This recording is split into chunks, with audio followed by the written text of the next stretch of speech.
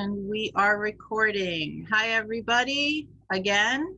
Welcome to our Thursday night Art Teachers Club. I love this club, by the way, and I'm glad that you all showed up. I didn't want to skip this week because I didn't want to lose the momentum. I know we're all buried in insanity with school starting up and everything, and Marilyn was gracious enough to volunteer for this week just to keep our schedule regular. Her program sounds very exciting and I'm really looking forward to it. And if anybody wants to volunteer for a later date, contact me. You all have my email, but I'll repeat it again for those who don't have it. It's M as in mother, N as in Nancy, D as in David, N as in Nancy, and the word spirit at AOL.com. Let me know if you have ideas, recommendations, suggestions, anything you want to let me know. You can just send me an email. I'm also on a million different art teacher, art educator Facebook groups. You can find me on those as well, wherever you saw my posting. So without further ado, to the wonderful Meryl Ann, I'm going to spotlight you so that you are now our star feature. Well, thank you. And thanks everybody for coming. Even though I live in Virginia, I was born in Bayside, Queens. So I'm a New Yorker. Yeah. You can take the girl out of New York, but you can't take the New York out of the girl. So I'm going to share my screen. This was a presentation that I had already done once for my group here. I added a couple of extra slides to just show you what kind of artwork I do because I'm kind of new in this group. So we will share the screen and whoops. Okay, good.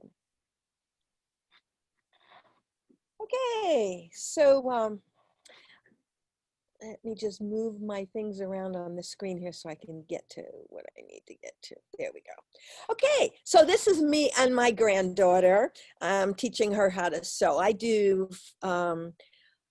have classical training in art and I do fiber art, and I've written a couple of books on quilting, and so she wanted to learn, and so that's what we're doing.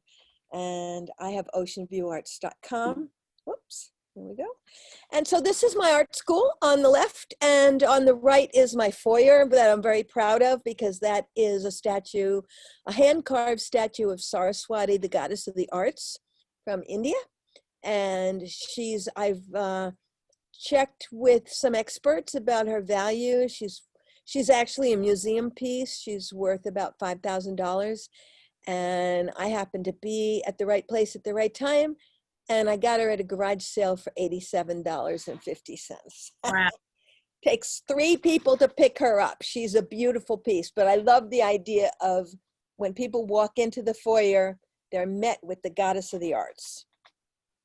So this is one of my most recent paintings.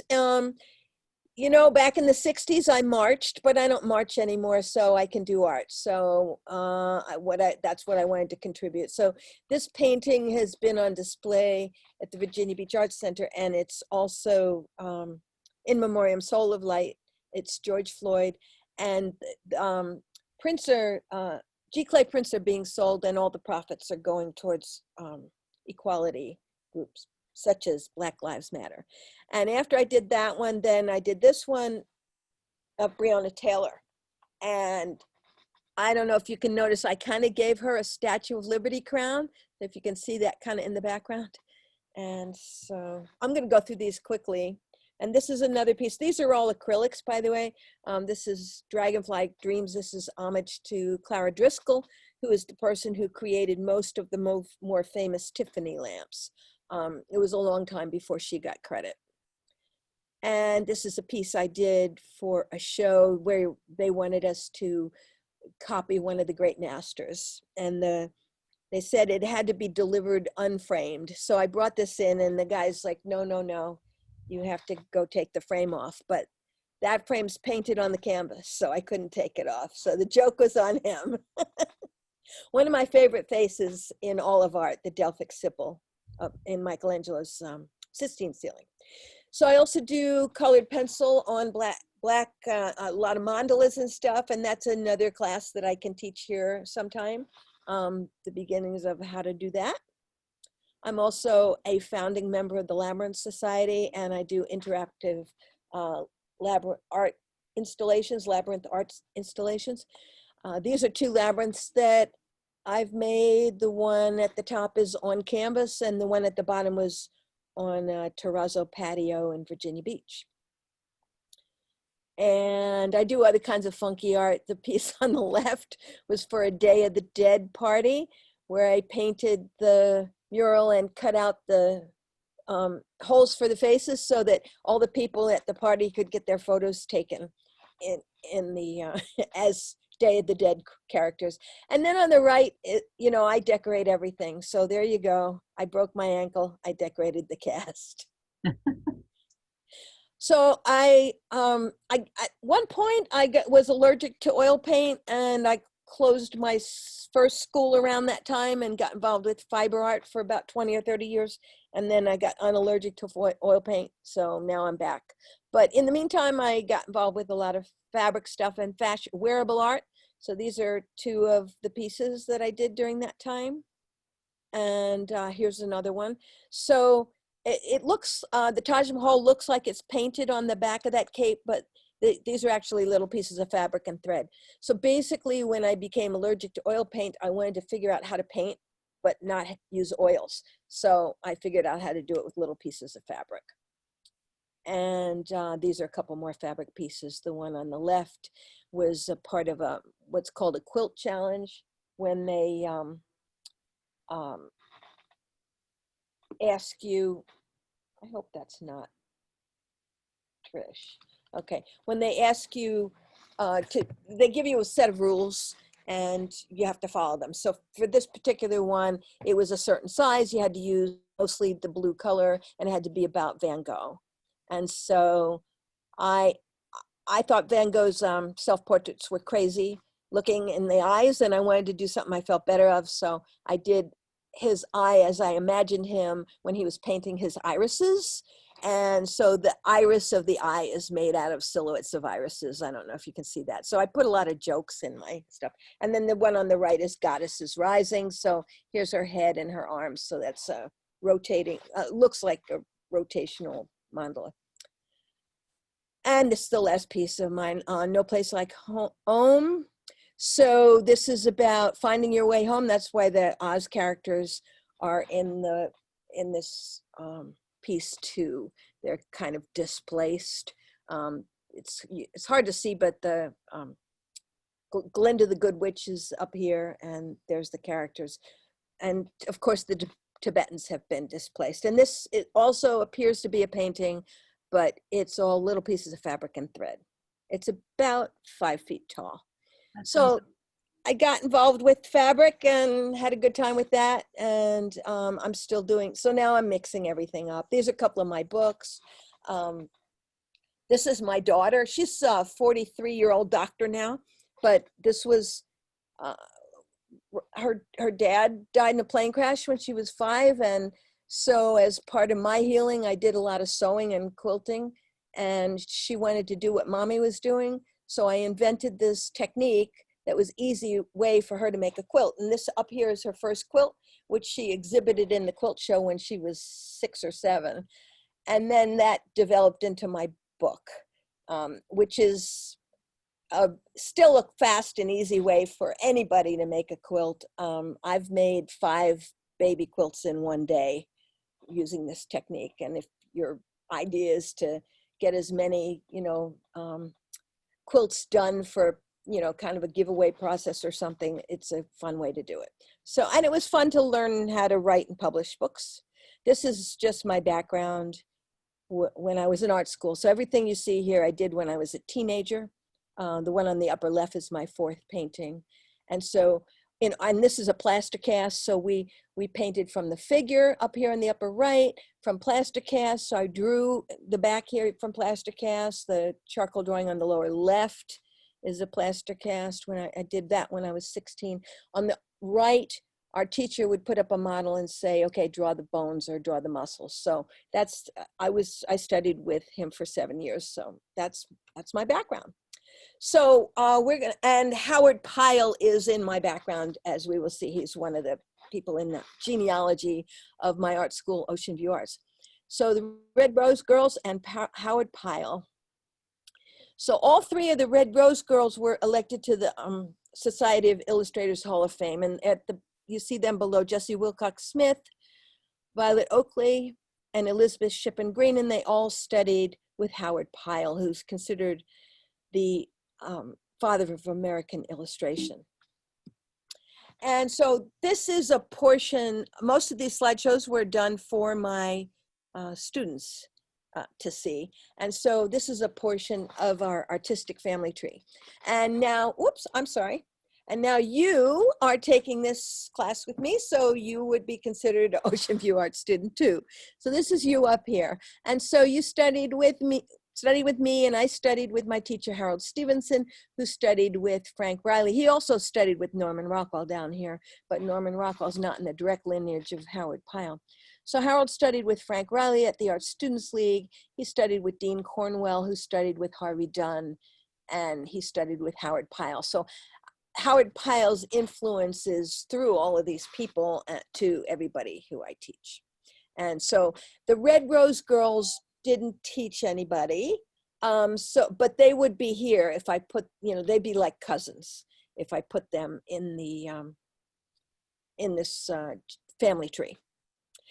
So the golden age of illustration was when all of these people worked, the Red Rose Girls and Howard Pyle.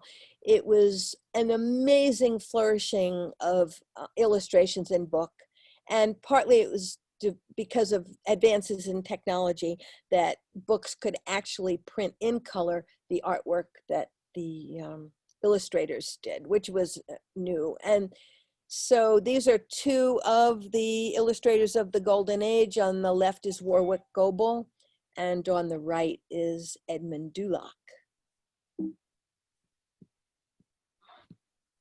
Okay, and then we have Maxfield Parrish. So the golden age of illustration was late 1800s and through the early 1900s. And when photography, of course, became popular, then illustrators didn't get paid as much money. So new printing techniques were developed too. And before the Civil War, illustrations were much more painstaking. They were reproduced by hand carving the artist's work into wood blocks, and they were a little clunky, but the halftone process was what made this popular. And on the right is Arthur Rackham illustration. So you can see that you get a lot more detail in this than you would in black and white line woodcuts. So this is Charles Dana Gibson, another illustrator of that time. His iconic Gibson girls were based on his wife. His wife was Irene Langhorne and her sisters, one of whom was Lady Nancy Astor. And this became the iconic look for women at that time. And this became the iconic American woman. This is J.C. Leyendecker, another illustrator of the time. He was the biggest illustrator for the cover of the Saturday Evening Post until Norman Rockwell. And so lots of things happened for this boom in magazines. Paper production was cheaper. Railroads were built. It allowed shipments of things across the country like magazines. Population was having more leisure time, so they had more time to read. So here's some of the magazines that were real popular around the turn of the century. On the left is Scribner's magazine with a picture of the new Grand Central Station in New York in 1912. And that's by Thornton Oakley, who is also one of the students of Howard Pyle. And then we have two more in the middle. And then on the right is the Prospector by N.C. Wyeth from McClure's magazine. So N.C. Wyeth was the father of the Wyeth family dynasty of artists, and he studied with Howard Pyle. So this is one of Howard Pyle's most wonderful paintings. It's in the Delaware Art Museum. You can see it there. And Vincent van Gogh, who was a contemporary, said that Pyle's work struck me dumb with admiration. So here's Howard Pyle himself. The Brandywine School refers to the artists around the Brandywine River and Howard Pyle, most of whom studied with him. So here's some of his students. Most art schools in the late 1800s didn't even admit women, and Howard Pyle's classes were at least half women, even though he felt like most of them were going to get married. And then he said, when you got married, that was the end of your career, which was pretty much true at the time. Not so much later, but at the time it was. But here he is with a group of his students that took a bicycle ride and did some sketching. And so this is Howard Pyle here. And looking at us is Bertha Corson Day, who was a great illustrator too, but she got married and gave it up. So there were many restrictions put on women at the time. They weren't allowed to study from the live model, naked model, because it was considered not ladylike. And there were not a lot of careers outside the home and family that were considered acceptable for women at the time, but illustrating was one, and particularly if you were illustrating things about children and home and family. And this is an illustration by Jessie Willcox Smith. And this is a list of some of Pyle's other students, which includes N.C. Wyeth on the left and Eleanor Abbott on the right, who she's done beautiful, beautiful work. Ellen Barnard Thompson Pyle also is really good. There's a lot of women, as you can see. Ethel Leach. So it's a pretty amazing list. And this is just a short one. Pyle was also an author. He wrote 23 books in 23 years. So having birthed a couple of books myself, each one of which took at least a couple of years, that's amazing to me. So he was also teaching and creating art during this time. So these are some of the books that he wrote and illustrated during his heyday. And here he is reading to his daughter, and The Garden Behind the Moon, he authored that. That was about a little boy who kind of crossed over from life into death. And he wrote that because his son had died, and that was part of his processing of that. So he's kind of well known for his pirate illustrations. Everything we know about pirates today came from him. Pirates did not really dress the way we think they did. What happened was Howard Pyle invented the pirate look. And then Hollywood decided that Pyle was the authority on how pirates looked, so they used him as reference for everything they created in Hollywood. And so it's sort of like, somebody just made it up and then it became truth. So there you go, how to create your own reality. And here's a couple other of his illustrations. Beautiful one on the left with really striking. We look at this profile here of the gal, and it's interesting to see how he's got her profile dark against a light background, and right next to her, a light profile against a dark background. Those are the kinds of things that make genius. On the right is one of my favorite paintings by him, The Mermaid, which is also in the Delaware Art Museum. And he painted it on spec, which means he just painted it and hoped that he would sell it as an illustration. It never did, and something about it bothered me for years, and I wasn't sure what it was, and I finally figured out what it was, and we will see on the next page. So on the left is his painting. On the right is how I fixed it. I mean, how how arrogant is that to fix a painting by Howard Pyle? But the composition, I think that might be why it didn't sell. The composition kind of gets stopped here by the moon. But what happens here is if he'd moved the moon to the left a little bit, this kind of arc of the composition just really flows. Whereas on this side, it just kind of stops there. And I'm not sure why he didn't figure that out, but I like it better my way. So there's a good activity to do. If you find a painting that you like, but you feel like something isn't, you don't love about it, then play with it. See what you can do in a graphic design program, see what you can come up with, and you'll learn something. And here's two more of his, and I use these in my classes for diagonal lines showing action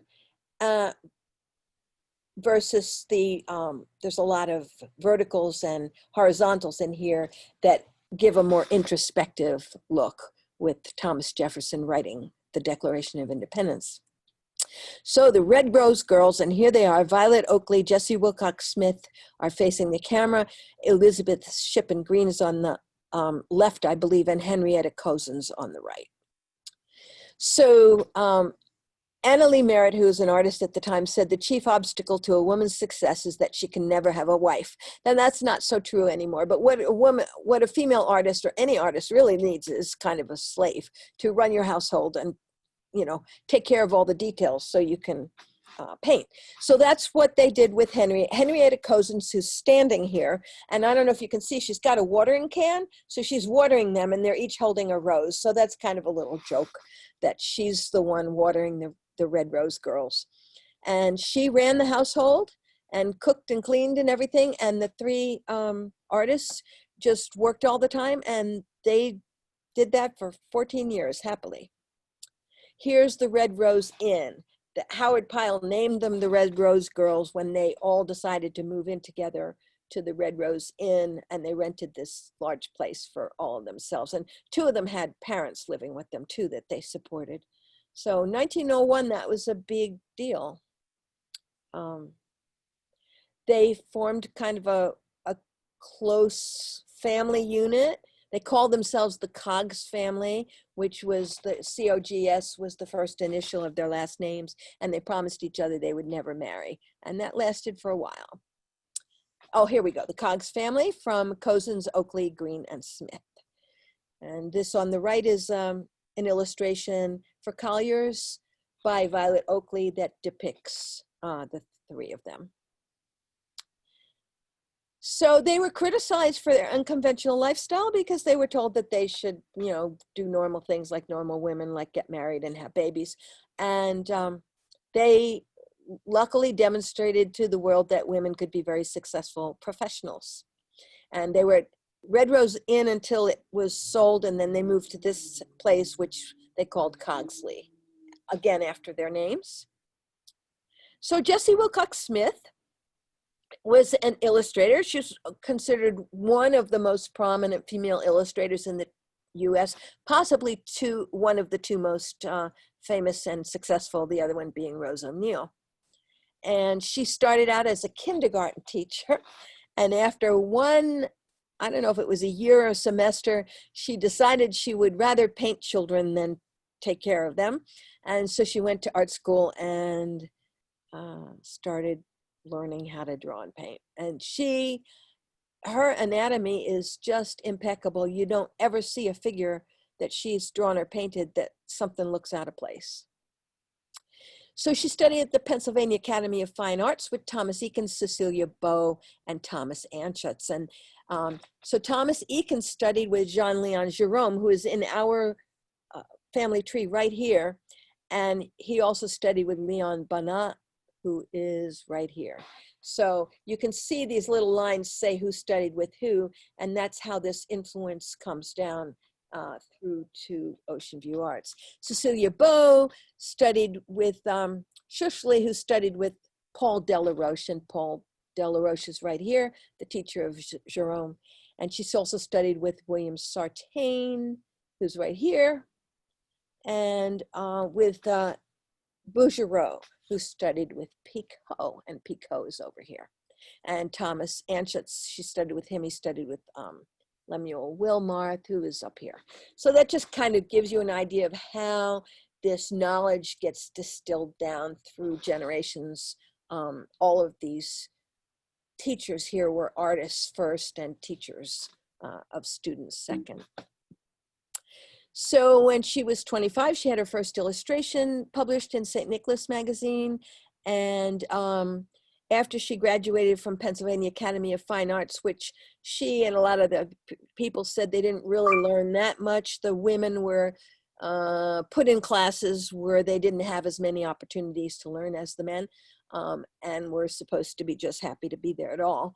And so that's when she signed up to study with Howard Pyle. So here's some more of her illustrations. The one on the right was auctioned for over $300,000 in 2010. So she's a very popular at auctions. And she illustrated The Princess and the Goblin by George MacDonald. And here's a wonderful example with light coming from the bottom to create a dramatic look. You can see a lot of Howard Pyle influence in this one. And this is also from the same book. So she published a whole book on Mother Goose, and a lot of illustrators have found out that it's a great idea to illustrate a book that's in the public domain, because then you don't have to share the royalties with the writer. So if you do something like Mother Goose or the Bible or something like that, then you can keep all the money yourself, and that was a brilliant thing that she did. Here's a couple. Now, so I remember this Heidi book. When I was a little girl, we actually had this edition of Heidi that was illustrated by Jessie Willcox Smith.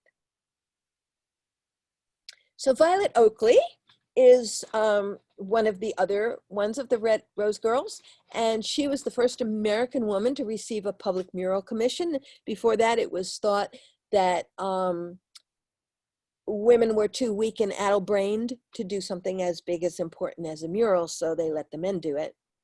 And in 1905, she became the first woman to get the gold medal of honor at the Pennsylvania Academy of Fine Arts. And she studied at the Art Students League with James Carroll Beckwith, who's here in our family tree. She studied in Europe with Colin, who had studied with Alexander Cabanel. And then later she studied with Howard Pyle, who's up here again. So she was a little bit short, but she was painting these huge, huge murals. So on the left, you can see her in front of one of her most famous murals, Unity. We'll see a color picture of that in a minute. And then the right is her studio when she was working on these murals for the Senate chamber in the Pennsylvania State Capitol. And so this one here, take a special, that's Washington, and this one here is Lincoln. Now she was very influenced by the Quakers, and she was an abolitionist, and so she kind of snuck a lot of things into her paintings, which looking at them now, you just wonder how it got by people. But anyway, this is her color sketch, which was approved for this. And she specifically put this black gentleman here at the bottom carrying in the books as a way to say that she was an abolitionist and she opposed slavery and how Black people were treated. Because, you know, all the white guys are like glorified in this picture. So that just gives people something to think about. It's interesting. She's placed this Black gentleman's head right in front of the table, and they're about the same color. And that's a little bit how she snuck that in, because when you look at this color sketch, and then if you look at the finished painting, you see the areas where there's greater contrast, which black and white here with Washington is where you look directly. And so you don't really notice him as much. And so that's how she snuck him in broad daylight. So here's her amazing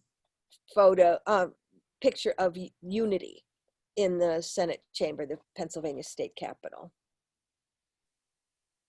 And here's a snapshot of the North Wall showing you where that Unity is in the room. And then on the left here with the blue arrow is the Washington mural, and on the right with the green arrow is the Lincoln mural. So you can see how big they are. It's amazing. So here's her Spirit of the Law mural at the Pennsylvania Supreme Court's chambers. And so this big L, she did a lot of kind of illuminated letters. So this big L here, so it's the word law, L-A, W, but in the L, she put the letters OVE. So the L has to do with, the law should have to do with love, is what she's saying. And then the A here also is the word and. So there's the N and the D being held by angels. And then the W here has the rest of the letters for the word wisdom in there. So she's saying that divine law is composed of love and wisdom. This, there's her sketch for it. It's a little over 10 by 10 feet. Here's her sketch for the, she was really insistent on including William Penn, because he was a Quaker, and that's where her sympathies were, with the Quaker perspective of equality. And so they did not necessarily want a picture of William Penn to begin with, but she insisted, and when she finally did this color sketch, they agreed. So, and this is in the Charlton Yarnell house. So this is Lunette, Man in Science. This shows her sketches, preliminary sketch, and how the sketch changed by the time she got the finished piece done. But she started out, she has a better composition with the finished piece. This is the Child and Tradition in the same house. And Youth and the Arts. And this is she also did stained glass windows. So this is in the Pennsylvania Academy of Fine Arts, The Wise and the Foolish Virgins. And here she is in her studio. The photo here is Raphael's Madonna, and you can see that she has a copy of that up in her studio here. It was one of Howard Pyle's favorite pieces of work too, so that's probably a reason why she had that. She won a gold medal in illustration for her watercolors for the story of Vashti. Vashti was the first wife of King Xerxes in the Bible, and he was having a big party, and he and all the guys were kind of drunk, and he demanded that his wife come dance for them, likely in the nude, and she didn't like that idea, so she turned him down, and he dequeened her, so he threw her out of court, so she was no longer married to him and no longer a queen. But she was one of the first feminists in the Bible. She wasn't going to dance naked for a bunch of drunk guys, even if it was her husband, the king. And so it's interesting that that's a topic that Oakley chose. And here is, oh, you know what? I have to find out. I don't have written down where this one is located, but it's in Philadelphia somewhere. And on the left is her sketch, and in the middle is a color sketch. And it's in a building that has been, is now used for children's, kind of a city children's art program. And you can still see her artwork in there. And so here's her cover for a magazine in June 1902. It's also the cover of the book about the Red Rose Girls. So they lived together 14 years until Elizabeth Shippen Green moved out to get married. She was the one that broke the promise, but she put him off for 7 years. She was engaged for 7 years and managed to put him off for that long. So anyway, Violet Oakley, her student Edith Emerson, became her devoted assistant and also her partner. So at around the time that Elizabeth moved out, is about the time when Edith moved in. And she was a very good painter too. She studied with John Vanderpoel, who had studied here with Lefebvre and Boulanger. So Elizabeth Shippen Green, the gal who moved out to get married, she illustrated a lot of books and magazines. And she studied at the Pennsylvania Academy of Fine Arts with Thomas Anschutz, Thomas Eakins, and Vanneau. Eakins has studied with Leon Bonnat, who is over here, and Bonnat studied with Raimundo de Madrazo y Garreta, except my Spanish is not very good. He also worked in the ateliers of Delaroche here and Leon Cognier. And Robert Vanneau, whose wife, what was her name? Betsy Potter Vanneau. She was a wonderful sculptor. Anyway, he studied with Boulanger and Lefebvre. So here's Boulanger and here's Lefebvre. So a lot of American artists brought back what they learned in France. So here's one of her illustrations, and this is at the Red Rose Inn, and she and her friends are in this illustration. Now, a lot of times what I do when I do slideshows for students is we have the wonderful opportunity to turn a piece upside down and squint your eyes and kind of see what's going on with the composition. And this is really beautiful. The eye leads you in here. So if you squint your eyes and you don't look at figures or specific what they are, you see how the eye leads you in here and then brings you into the background here. And there's a lot of interesting areas of texture. So putting something upside down is a useful way to notice a lot of things about a painting that you don't see right side up. Well, here's another one of hers, a charcoal drawing on illustration board of a wood nymph. So this is excellent. Black and white shows values, and charcoal or pencil drawings are a really good, inexpensive medium for students to work on at home and talk about the range of values from light to dark and how you can get different effects. I love the attitude in this one. Another Elizabeth Shippen Green in Harper's Magazine. And this one's darling and sweet. Look at the hands. She does a great job on the hands. I mean, all of these women can beat the pants off of anybody like Renoir or Degas when it comes to anatomy.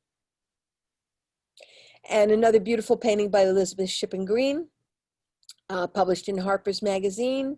And again, we can turn this upside down and see the sweep in here that brings your eye in the composition, brings your eye into here and then kind of brings you around, and then this brings you around in and up the steps and into the background. So it keeps your eye moving around, which is what an artist wants to do. An artist wants to, if they want to survive, they want to keep your eye in their painting, because if your eye goes to the next painting, you'll buy that. And so if artists want to sell their painting, they need to have good composition and keep the eye involved in their painting. And here's another piece for Harper's Magazine. Beautiful Miguela kneeling still. And one of my favorite pieces from Midsummer Night's Dream, again by Elizabeth Shippen Green. Beautiful light coming through the twilight, coming through the butterfly wings there.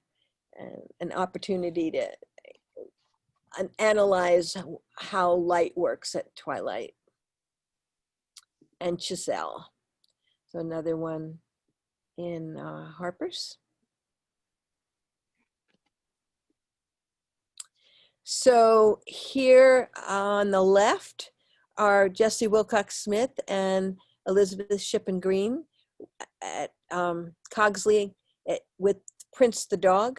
And on the right here, Violet Oakley, our three goddesses of art here.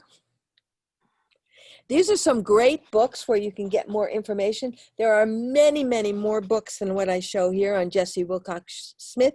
She is the easiest one to get information on.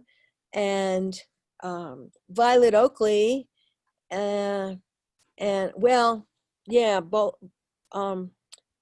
Elizabeth Shippen Green and Violet Oakley are harder to find information.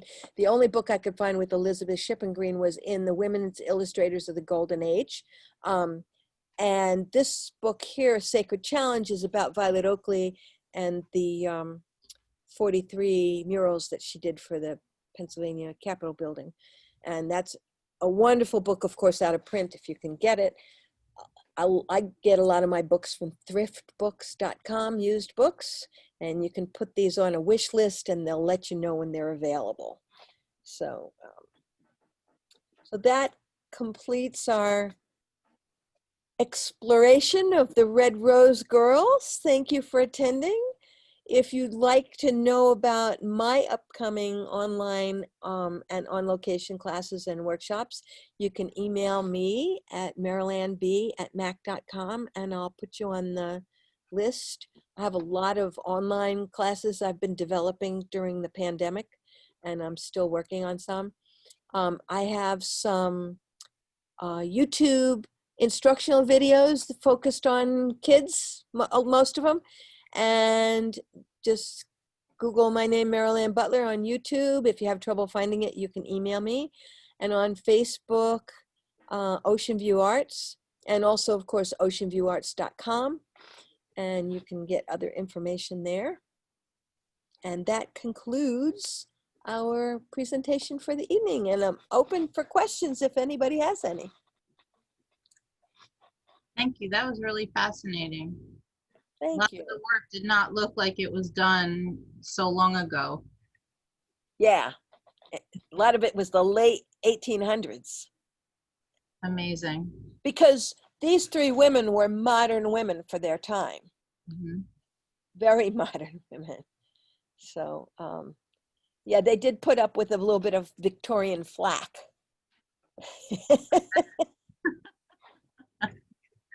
How did they meet in school? The three original? They before- did. They met at Howard Pyle's. Yeah. Hmm. They were there at slightly staggered times, but as I recall, there was some overlap because all of them studied with him for several years. So, yeah, and so Howard Pyle really is the one that gave America our best illustrators. Most of the best illustrators came through him in one way or another if they didn't come through the Art Students League in New York. And the Art Students League had, in New York, had a lot of teachers who went to France to study with the same group of French academicians through whom, Ocean View Arts. I'm the first female in my family tree, by the way, that continued to teach. There's a lot of women in the family tree and I ran out of paper, so I am going to start adding them. It's sort of like in your family tree, it's sort of like a cousin, that didn't have any kids. So they're in a branch of the family. So I am putting together more slideshows that show a lot of other women artists in our family tree who either didn't teach or didn't get credit for teaching. Right. So, but they were all, Rachel Royce, for example, she's from the 1600s and she had 10 kids and still was the primary breadwinner of the family. Her husband, she met her husband in art school and she was a better artist than him. So he made her frames and took care of the kids after she birthed them. So there's a lot of women through history that we didn't hear about because Jansen's, what was the name of that book? Jansen's Bible, but that big 7-pound book that all of us who had to take art history in college had to have that book. Yeah. And for the first 20 or 25 years after its publication, which is during the time I went to school, there were no women in there at all, not even Georgia O'Keeffe. Oh my God. Yeah. So everybody for the first 25 years who took art history Never had a woman. thought that there were no women artists because they weren't in Jansen's book. I think I have that book. Yeah, burn it. Right. Rita Schneider would like to know, did Shippen Green continue or stop after her marriage? She continued, but she didn't do quite as much because I assume she was running a household. She's the one of the three that the least amount of information is available about. She did plenty of artwork, but, unless somebody writes a book about you, let's hope someone does. Right. It's hard to get information. And one of the reasons why Violet Oakley and is well known is because the house that they lived in, Cogsley, I think it was, is a museum. And what happened is the gal, what was her name? The gal who became her assistant and her partner was a lot younger. And after Violet Oakley died, this gal took care of all the paintings and everything. And it became a museum, and it still is. So therefore we have a lot of information about her.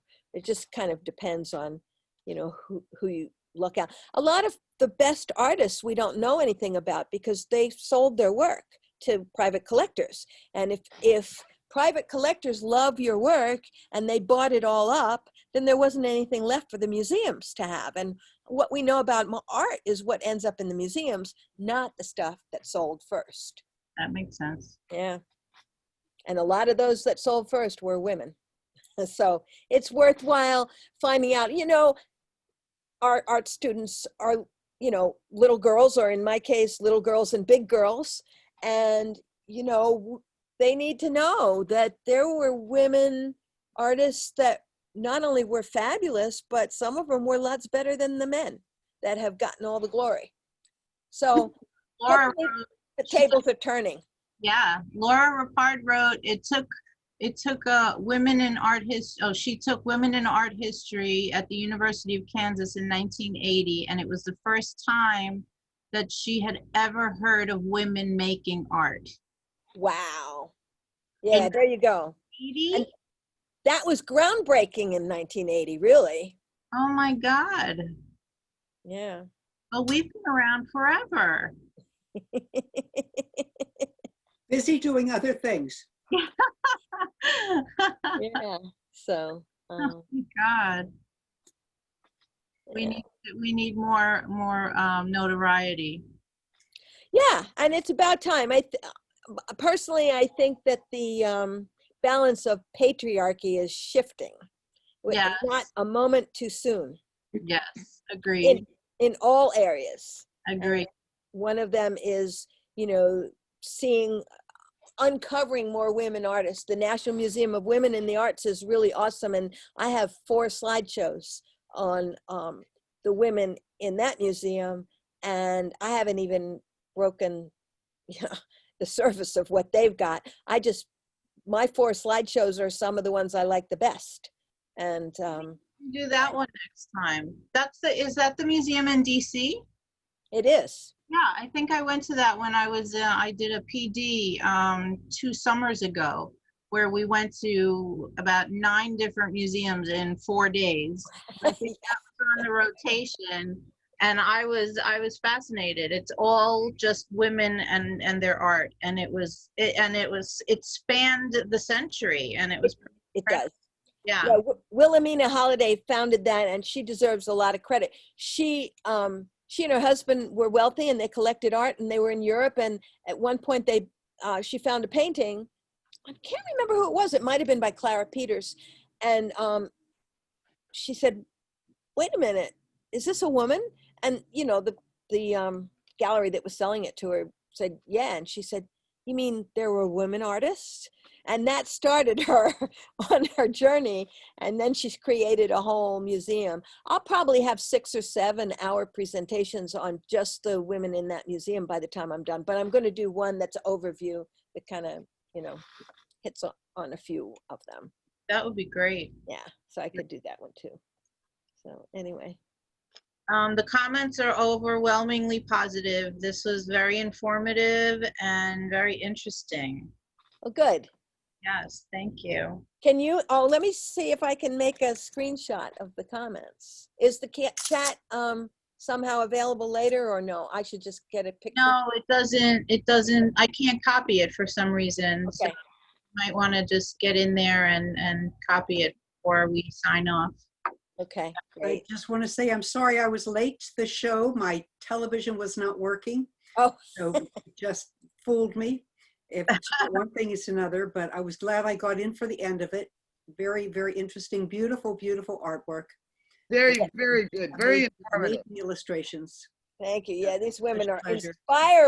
inspiring. So, Yes, indeed. okay, good. Thank you for coming. Thank you. All right. Well, we might be ending right on time. I guess so. Anybody have any more questions? I have a question. Yeah, Laura. Were most of these illustrations painted in oil painting, or were they a lot of watercolor? And it looked like charcoal, you said, and watercolor on a couple of them? Yes, there probably were. Yeah, I didn't do all the research to figure out which ones, but I'm trying to think. Jessie Willcox Smith, as I recall, did a lot of oils. I think some watercolors too. Elizabeth Violet Oakley, you know, she was painting in oils on murals. Yeah. They didn't have acrylics then. Right. But sketches, you know, most of these artists, if they're doing a fast sketch, you know, someone's going to pay you a lot of money. They want to see what they're going to get. So if you do a sketch, usually watercolor, pencil and watercolor is often what they do.